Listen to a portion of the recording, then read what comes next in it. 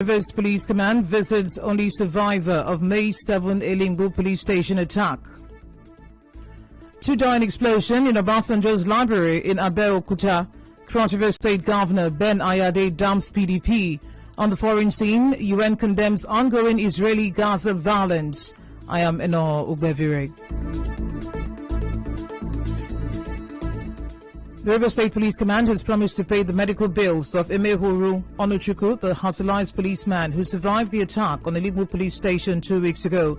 His brother, Agbandu Onochukwu, told Nigeria Info that the River State Police Commissioner, Friday Aboka, visited Emehuru in hospital today.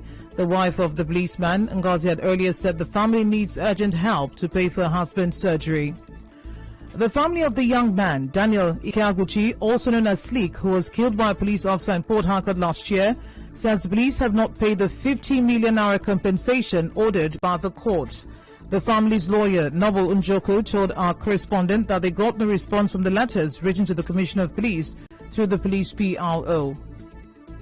I wrote a formal demand letter to the Commissioner of Police through the OC Legal. I arranged to meet with the Commissioner of Police through the PPR. They have not paid anything. I also sent a letter directly to the IG, Inspector General of Police. I have been ignored. The family has been ignored. None of these things have mattered to them at all. We don't know what else to do. Do we carry arms? No. I have since reminded them. I have since called over and over again and said there is no response whatsoever. The late Sleek's father, Dominic Ikeaguchi, said his family is yet to recover from the loss. Right now, we are just living by the grace of God, honestly. Now, I go out, if I see anything I can do, I mean, 2,000 naira in a day, I spend it and come back. It's only when I come back we talk of cooking in my house, you know? It's painful. My wife's business has collapsed. We have 80 shops now. In November last year, a state high court in Port Harcourt ordered the police to pay 50 million naira compensation to the family of Daniel Ikeaguchi. Over 1 year after police sergeant Lavender Elekwachi was shot dead by a colleague in Eneka, River State, her husband, Chimezie Victor, says he's yet to receive any help from the River State Police Command and the state government. Late Lavender, who was serving at the Eneka division when she was shot dead on duty by a male colleague, Sergeant Beatrice Ozea, on April 23 last year. Speaking with our correspondent, Mr. Victor said his wife's corpse was abandoned for a year at a police mortuary until he buried her recently. He said he's written twice to the state government but got no response. The dead woman was there at the Bulungu mortuary for about 1 year. So I thought twice. I just went to borrow money to bury her. Now I'm managing my child, the son she left for me, paying for school fees and everything. Because the family members wrote to the government twice through our lawyer and nothing was done. In the meantime, the executive director of the Institute of Human Rights and Humanitarian Law, Courage Nsirimovo, advised that he seek for reimbursement.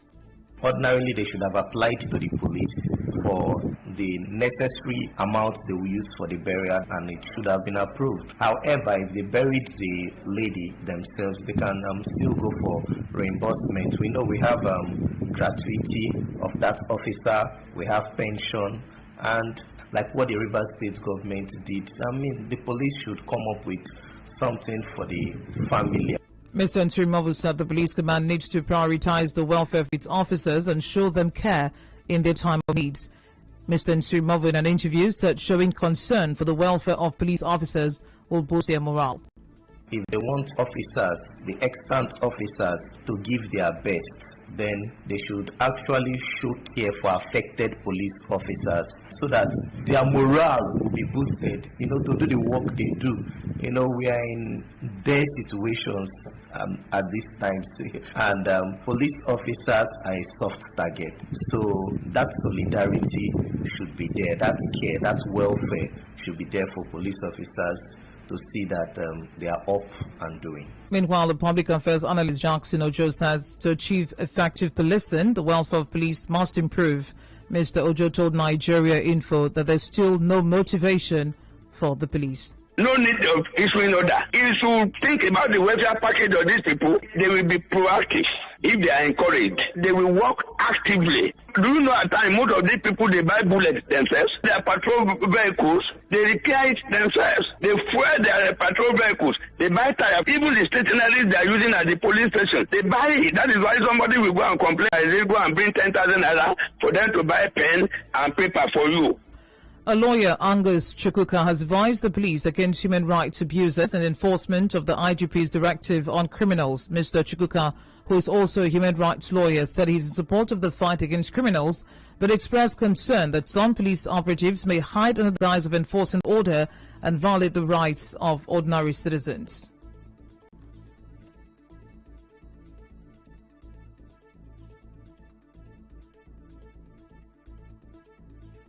It's a good thing that the police want to checkmate the rising trend of insecurity. However, the fear is abuse of power, because whatever the police does, the police must do it within the confines of the law. As we have seen in the past, where there were excessive use of arms. For example, in the case of Oyibo, where even innocent people were killed, homes were razed, youth. These are men and officers of the armed forces. We are said to have perpetrated all that. So what is important is that in trying to contend with insecurity, the police must make sure that innocent people are not killed. They must employ the greatest intelligence possible to be sure that who they are shooting, who they are destroying, are actually the hoodlums and criminal elements.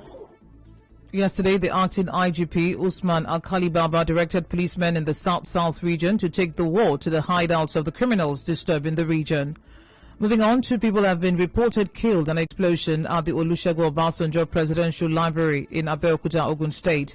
It was gathered that the explosion happened this morning at the Marquee Event Center within the premises of the library. The explosion was triggered when technicians were topping up gas into the air conditioner at the event center. It is the 4th explosion in the last week in Abeokuta. You're listening to the news on 92.3 Nigeria Info. Still ahead, Chairman of Southern Governors Forum, Rotimi Akeredolu, replies critics of open grazing. Stay tuned. You no longer have to miss any moment of the action. Listen to us from anywhere in the world. Download the Nigeria Info FM app from your app store. Tap the menu bar on the top left corner of your screen, select Port Hackett, and listen to your #1 news, talk and sports radio station. 92.3 Nigeria Info.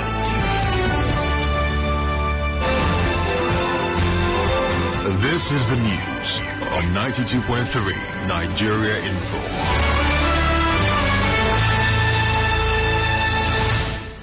Thank you for staying tuned. Ondo State Governor Rotimi Akeredolu says the decision of the Southern governors to ban open grazing is irreversible and will be enforced. Akeredolu, who is also the chairman of the Southern Governors Forum, said they're ready to defend the legality of the decision in court. He was reacting to the statement by the Attorney General of the Federation, Abubakar Malami, who faulted the ban on open grazing and said governors do not have the right to do so. Ebonyi State Governor Dave Umahi says the current security challenge in the southeast is caused by bandits and criminals who he said have hijacked the non-violent approach of the indigenous people of Biafra, IPOB. Governor Umahi stated this in Abuja today while featuring at the State House briefing public accountability session. Our youths are giving themselves to be slaughtered, and this is making us to shed tears, and they are being indoctrinated. I see some people, prominent people from other regions, trying to incite us. They pretend they want to fight for us. How can you fight for us? During the war, did you fight for us? It's a way of inciting our people to go into crisis so that we can experience another set of betrayals. What they are agitating for can be solved through dialogue. So we've demanded as governors of Southeast, all our youths, let us know your demands. Give us your demands. When we come to the center to address it. If after 6 months we have not substantially addressed it, we can join you for the agitation. Speaking on the ban on open grazing by the Southern governors, Governor Umahi disagreed with the statement credited to Attorney General of the Federation, Abubakar Malami, noting that the federal government should rather invest in ranching to address the lingering crisis.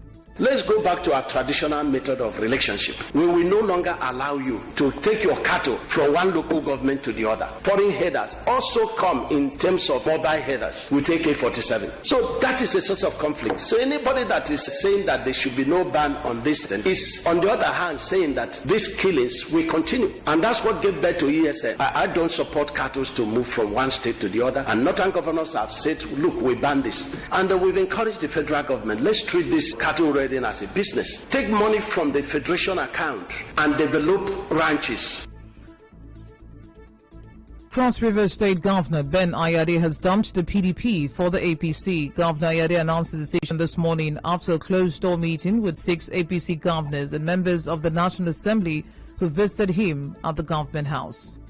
Having seen the progress attained so far, having seen the accelerated tension occasioned by the increasing social media manipulation to create a level of hysteria, having recognized the challenges of our youth and the issues of unemployment and the associated challenges, therefore, it's my responsibility as a leader of the party in Cross River State, as a leader of the people in Cross River State, to do all I can to assist Mr. President succeed. And therefore, on behalf of the entire people of Cross River State, that Cross River State is today formally declared as an APC state.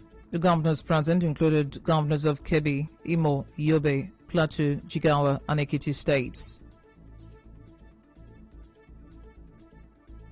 In business, Nigeria governors found an increase in the price of petrol, subsidy on petrol, and the Kaduna State Governor Nasir El-Rufai said this during the virtual meeting of the Governors Forum yesterday. He said the increase is necessary to free funds for critical projects to the Federation account. In entertainment, some managers of clubs in Port Harcourt are calling for a review of the curfew, saying the night curfew has taken a toll on their businesses. One of them told our correspondent that clubs in the city were yet to recover from the COVID pandemic when the curfew was announced last week. Considering what happened last year and a lot of business was shut down, we suffered a lot, and now we're talking about another kind of partial lockdown. The curfew is actually disturbing. Despite the fact that we also understand about the security of the state, they also can find another way so can make us that we are just recovering from the business. Because naturally, we all know that River State as a whole, the nightlife business, the entertainment business, we're all trying to see how we can improve in all sectors. That's why we feel when government makes this kind of decision, they also have to consider this entertainment industry.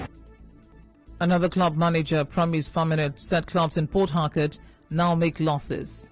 Sometimes imagine a whole big place like this is making 30,000 naira in a day, and they are burning fuel, they're rolling diesel and all these things, and they have workers to pay, and it's really affecting. The entertainment industry is also affecting. It's affecting nightlife. We want to go to someone's show by 2 o'clock and come back by 5 o'clock. Everybody is losing money. I would like the government to review this curfew. They should try implement a door-to-door watch party. If this street is having a door-to-door watch, only the police cannot fight this.